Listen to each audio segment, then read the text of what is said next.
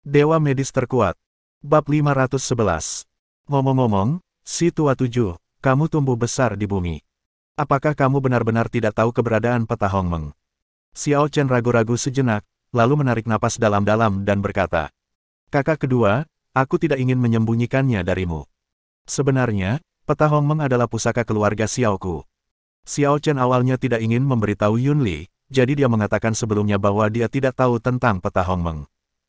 Namun, Yunli dan dia memiliki persahabatan seumur hidup. Selama 5 tahun tergelap dalam hidupnya, Yunli lah yang membimbingnya langkah demi langkah, bertempur di banyak tempat, dan mengajarinya banyak hal. Kalau guru itu bagaikan ayah, maka Yunli sudah seperti saudara sendiri. Lagi pula, bahkan jika dia mencoba menyembunyikannya, dia tidak bisa. Ada cukup banyak orang yang mengetahui keberadaan peta Hongmeng. Yunli dapat menemukan petunjuk dengan pemeriksaan cepat. Saat itu akan menyakiti perasaannya, jadi lebih baik menjelaskannya kepadanya dengan jelas sekarang. Yunli menyeringai, terkekeh, dan menepuk bahu Xiao Chen. Dasar bocah nakal, kau masih punya hati nurani. Aku akan mengatakan yang sebenarnya. Aku sudah tahu kalau peta Hongmeng ada di tanganmu. Kalau tidak, aku tidak akan mengungkapkan identitasku. Setelah mendapatkan peta Hongmeng, aku akan kembali dan melapor. Xiao Chen merasa hangat di hatinya. Seperti yang diharapkan, dia adalah Yunli, layak menjadi saudara yang berhasil keluar dari ujung pisau dan lautan api bersamaku. Persahabatan antara kita dalam hidup dan mati itu berbeda. Xiao Chen mengeluarkan peta Hongmeng dan menyerahkannya kepada Yunli untuk dilihat. Ini adalah peta Hongmeng. Yunli meliriknya, sedikit mengernyit, dan berkata, saya tidak melihat sesuatu yang istimewa tentang hal itu. Xiao Chen melambaikan tangannya, dan aura ungu muncul. Dia bertanya, apakah kakak kedua memiliki energi seperti ini? Yunli terkejut, lalu tersenyum dan berkata, Hongmeng Purple Ki. Aku tidak pernah menyangka bahwa kau, bocah, telah mengembangkan kekuatan seperti ini. Hongmeng Purple Ki. Jadi, saudara keduaku juga punya kekuatan seperti ini. Bagus. Yunli mengangguk. Hongmeng Purple Ki adalah sumber kekuatan paling kuat dan orisinal di alam semesta. Kekuatan ini sangat kuat, tetapi juga sangat langka. Misterinya tidak terhitung banyaknya. Namun, yang terpenting adalah Hongmeng Purple Ki adalah kunci untuk menerobos dari ranah Kaisar Dewa ke ranah dominasi. Setelah berkata demikian, Yunli melambaikan tangannya, dan 13 aura ungu primordial muncul. Saya telah berlatih selama ribuan tahun, dan saya baru mengolah 13 Ki ungu Hongmeng ini. Salah satunya diperoleh dengan membunuh seorang Kaisar Dewa dan merampas Ki ungu Hongmeng. Benda ini terlalu sulit untuk diolah. Saya mendengar dari guru bahwa selama seseorang dapat mengolah hingga 100 Ki ungu primordial, seseorang dapat mencapai alam master minor. Sedangkan untuk alam master utama seperti guru, diperkirakan dibutuhkan hampir 1000 Ki ungu primordial. Xiao Chen menyipitkan matanya sedikit. Dengan hampir 1000 aura ungu primordial, dapatkah seseorang menerobos ke tingkat guru besar seperti guruku? Kerajaan Tuan Besar tidak lain hanyalah penguasa galaksi yang luas. Tetapi ada lebih dari puluhan juta aura ungu Hongmeng dalam peta Hongmeng. Jika saya dapat menyerap semuanya, sampai tingkat mana kekuatan saya akan meningkat. Ngomong-ngomong, kakak senior, mengapa kamu tidak mencoba menggunakan Ki ungu Hongmeng untuk memasukkannya ke dalam diagram Hongmeng? Yunli menggelengkan kepalanya dan menyerahkan peta Hongmeng kepada Xiao Chen. Seorang pria sejati tidak akan mengambil apa yang dicintai orang lain. Ini adalah pusaka keluargamu, aku tidak akan melihatnya. Selain itu, Old Seven, mulai sekarang, jangan beritahu siapapun bahwa peta Hongmeng ada di tanganmu. Hal ini melibatkan banyak hal, bahkan jika kamu adalah tuannya, kamu tidak dapat mengatakannya.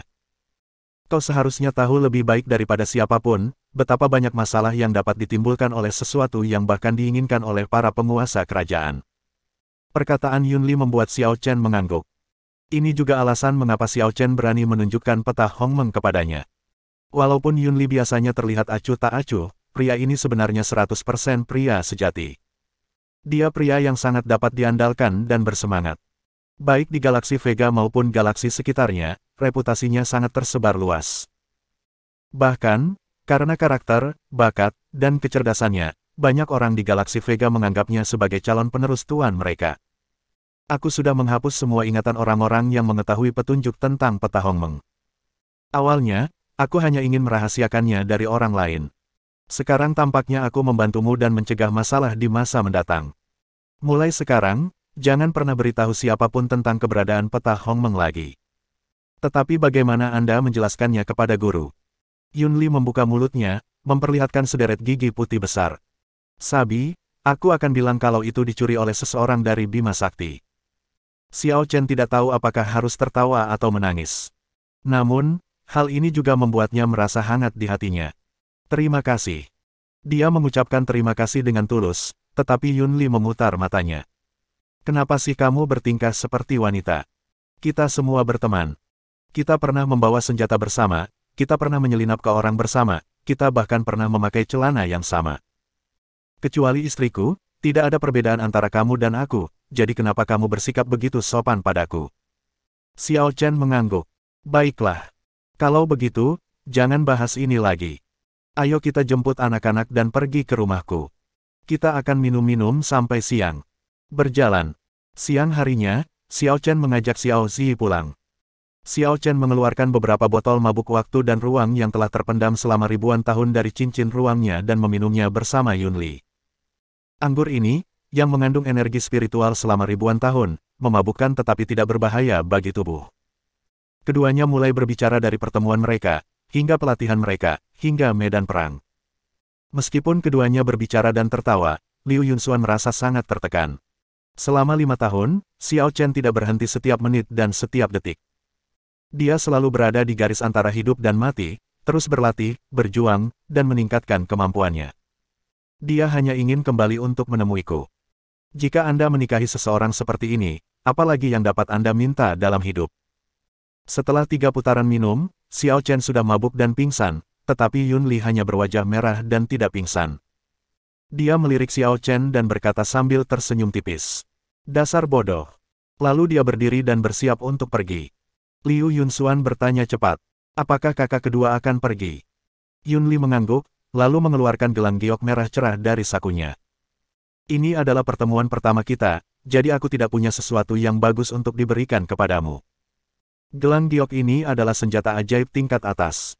Memakainya dapat membantumu menyerap energi spiritual langit dan bumi lebih cepat dan mempercepat kultivasimu. Selain itu, gelang ini juga dapat membantumu di saat-saat kritis. Liu Yunxuan melambaikan tangannya dengan cepat dan berkata, ini terlalu mahal, aku tidak tahan. Ini. Aku tadinya mau memberikan ini ke kakakku kalau dia sudah menikah. Tapi sekarang, aku sudah tidak membutuhkannya lagi, jadi aku akan memberikannya padamu. Setelah berkata demikian, Yunli melemparkannya langsung ke tangannya tanpa mempedulikan keberatan Liu Yunxuan. Liu Yunxuan sedikit mengernyit dan bertanya, di mana saudaramu? Meninggal.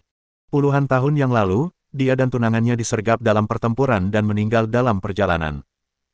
Mereka berencana untuk menikah ketika mereka kembali, dan bahkan meminta saya untuk menjadi saksi mereka. Sayangnya, manusia yang mengusulkan, Tuhan yang menentukan. Merasa menyesal. Liu Yunxuan merasa sedikit menyesal. Bagus. Yunli menyalakan cerutu, menoleh menatap Xiao Chen, lalu menatap Liu Yunxuan, kilatan tajam terpancar di matanya. Xiao Chen adalah satu-satunya saudaraku. Aku selalu memperlakukannya seperti saudaraku sendiri. Aku membesarkannya seorang diri, dan aku juga tahu betapa besar usaha yang telah dia lakukan untukmu. Di hari-hari mendatang, aku harap kau dapat melindungi Xiao Chen. Jika kau berani mengkhianatinya, aku tidak keberatan mencabik-cabikmu. Hati Liu Yunxuan bergetar dan dia mengangguk. Dia tahu bahwa di dalam hati Yunli, Xiao Chen bukan hanya seorang saudara yang berbagi suka dan duka, tetapi juga orang yang menggantikan saudara yang hilang di dalam hatinya. Bab 512. Di langit berbintang yang luas, setelah beberapa hari perjalanan, kapal perang spiritual besar keluarga Wang perlahan-lahan datang. Xiao Wan tampak bersemangat, dengan kedua tangannya di belakang punggungnya, berdiri dengan gagah di haluan kapal. Matanya tertuju pada cahaya biru terang yang terpancar dari bumi, dan cahaya ilahi bersinar di matanya. Bumi, akhirnya aku di sini. Xiao Chen, akhirnya aku kembali. Tunggu saja, kali ini, aku tidak akan membiarkanmu hidup. Kali ini, aku pasti akan menghancurkanmu menjadi abu dan mencabik-cabikmu. Di belakangnya, Tuan Muda keempat Wang datang perlahan dan berkata, kakak kelima, setelah memasuki bumi, jangan memulai perang dengan santai. Kita tidak boleh terlalu mengganggu alam bawah. Orang-orang di sini bukanlah lawan kita. Jika kita menyerang dengan santai, kita mungkin akan membunuh banyak orang dan menghancurkan sebuah kota. Jadi, kamu harus berpikir 2 kali sebelum bertindak. Cobalah untuk tetap bersikap rendah hati. Xiao Wan mengangguk. Jangan khawatir, kakak keempat, aku mengerti. Baiklah, kalau begitu mari kita turun. Aku akan meminta murid-murid lainnya untuk menyebar ke setiap sudut dunia secepat mungkin dan mencoba menemukan peta Hongmeng dalam waktu sesingkat mungkin. Semua orang segera bubar. Di bumi, saat Xiao Chen bangun, hari sudah keesokan harinya. Melihat Yun Li telah pergi, dia tak kuasa menahan diri untuk mengusap pelipisnya. Yang kedua larinya cukup cepat. Liu Yunxuan tersenyum dan berkata, beraninya kau berkata begitu. Tahukah kau bahwa toleransimu terhadap alkohol sangat rendah dan kau minum bersama saudara keduaku dan akhirnya kau mabuk. Xiao Chen berkata tanpa daya. Kakak kedua terlahir dengan atribut api terbaik, dan tidak lebih buruk dari kaisar api yang mengendalikan matahari. Minum adalah kelebihannya, itu meningkatkan energinya. Tidak peduli seberapa banyak dia minum, dia tidak akan jatuh. Tapi, kakak keduaku sangat baik padamu. Xiao Chen mengangguk, memperlihatkan senyum penuh pengertian. Aku tahu itu, dia saudara yang baik. Setelah mengatakan itu, dia menerima telepon dari Shen Tianjun. Apa itu? Setelah panggilan tersambung, suara Shen Tianjun segera terdengar dari ujung sana. Kaisar, begini. Akademi Bela Diri Jiangbei kami dibuka hari ini.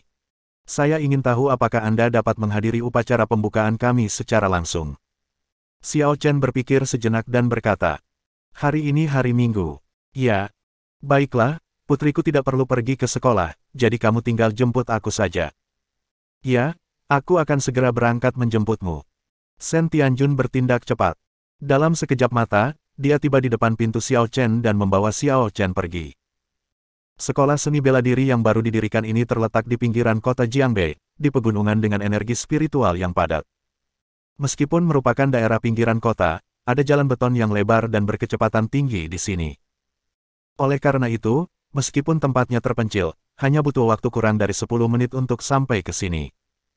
Yang mengejutkan Xiao Chen, sekolah sudah penuh sesak dengan orang-orang. Shen Tianjun menjelaskan sambil tersenyum. Kaisar, siswa angkatan pertama Akademi Seni Bela Diri sebagian besar adalah keturunan tentara Longyan dan orang-orang kaya dari seluruh tempat. Di satu sisi, mereka memiliki pengetahuan dasar dan lebih mudah menerima ilmu bela diri. Di sisi lain, kesetiaan tentara Longyan dan orang-orang kaya dari seluruh negeri kepada Anda tidak perlu diragukan lagi. Xiao Chen mengangguk. Dengan demikian, tujuan utamanya adalah untuk mempromosikan seni bela diri di seluruh dunia. Energi spiritual bumi bukanlah seperti yang Anda bayangkan. Energi spiritual bumi tidak akan berkurang seiring bertambahnya jumlah praktisi. Sebaliknya, peningkatan jumlah praktisi dapat meningkatkan medan magnet bumi dan menarik lebih banyak energi spiritual. Pada saat yang sama, hal itu juga akan menarik lebih banyak praktisi. Shen Tianjun tiba-tiba menyadari. Jadi begitulah adanya. Kami semua bekerja secara tertutup sebelumnya. Semua orang terlalu serakah dan ingin mengambil energi spiritual untuk diri mereka sendiri, tetapi mereka tidak menyangka bahwa energi spiritual di bumi akan semakin berkurang. Benar sekali. Tidak peduli jam berapapun, keegoisan dan keserakahan tidak akan pernah bisa mengalahkan keterbukaan. Bukankah kita sudah cukup belajar dari bekerja di balik pintu tertutup? Itu hanya akan membuat kita semakin tertinggal. Terima kasih atas bimbinganmu, Kaisar. Gerbang kampus sangat ramai, jadi Shen Tianjun membawa Xiao Chen dan berjalan di sepanjang jalan samping yang disediakan khusus. Xiao Chen melirik sekilas dan melihat bahwa keturunan tentara Longyan dan anak-anak orang kaya dari seluruh tempat sudah ada di sekolah, dan masih banyak orang biasa di luar. Shen Tianjun memperhatikan ekspresi Xiao Chen, dan dia berbicara lagi. Kami juga menerima orang-orang biasa, tetapi untuk angkatan pertama, kami harus menguji bakat bela diri mereka. Kami akan memilih yang terbaik berdasarkan bakat mereka. Sedangkan untuk yang biasa-biasa saja, kami tidak menyerah. Sebaliknya, kami sarankan mereka untuk masuk ke aula-aula seni bela diri biasa di kota. Lagi pula, sumber daya terbatas. Kita tidak mungkin bisa menampung begitu banyak orang sekaligus. Lagi pula, satu-satunya perbedaan antara keduanya adalah sekolah kami gratis, sedangkan balai latihan bela diri didirikan secara pribadi dan boleh jadi mengenakan biaya. Jadi begitu. Menghadapi situasi ini, Xiao Chen sangat jernih dalam pikirannya. Segala sesuatu sulit pada awalnya. Mudah untuk menghancurkan dunia kecil, tetapi tidak mudah untuk mengubahnya. Xiao Chen datang ke panggung pemotongan pita di alun-alun sekolah, menarik perhatian banyak orang di bawah. Hei, lihat, pemuda itu tampaknya sangat kuat. Ada begitu banyak orang yang mengikutinya. Ya, ada seseorang di sana, tampaknya itu adalah kepala sekolah. Ya ampun, bahkan kepala sekolah mengikutinya. Bukankah identitasnya terlalu mengagumkan? Semua orang membicarakannya. Xiao Chen berjalan ke panggung dan sekelompok wartawan segera datang untuk mengambil gambar. Hal ini juga telah diatur sebelumnya oleh pihak sekolah, dan tujuan mengundang wartawan adalah untuk mempromosikan sekolah seni bela diri tersebut. Wajah Shen Tianjun penuh dengan senyuman, dan dia berkata kepada para tamu. Hari ini, selamat datang semuanya di Akademi Bela Diri No. 1 Jiangbei. Berpartisipasilah dalam upacara pemotongan pita untuk pembukaan pertama akademi ini. Akademi ini bertujuan untuk mengajarkan manusia biasa agar lebih menguasai seni bela diri, meningkatkan kekuatan mereka sendiri, dan menjadi lebih kuat. Selain itu, akademi ini dapat membimbing semua manusia untuk lebih memperhatikan seni bela diri. Dapat dikatakan bahwa ini adalah hal baik yang bermanfaat bagi seluruh dunia dan seluruh umat manusia. Begitu kata-kata itu terucap, suara sarkastis terdengar dari kerumunan. Menguntungkan seluruh umat manusia? Menurutku tidak. Begitu kata-kata itu diucapkan, suasana panas di tempat kejadian tiba-tiba menjadi sedikit canggung. Wajah Shen Tianjun berubah dingin, dan yang lainnya juga mengerutkan kening dan saling memandang. Dia adalah seorang wartawan laki-laki muda yang mengenakan kacamata, dengan ekspresi arogansi dan kesombongan yang khas anak muda. Jelaslah bahwa dia hanya meremehkan apa yang disebut seni bela diri. Shen Tianjun berkata dengan wajah muram. Dari mana asalmu sebagai reporter? Mengapa kamu mengatakan hal-hal seperti itu? Pihak lain mendorong kacamatanya, mencibir, dan berkata, mengapa? Apakah kamu ingin membalas? Bersambung.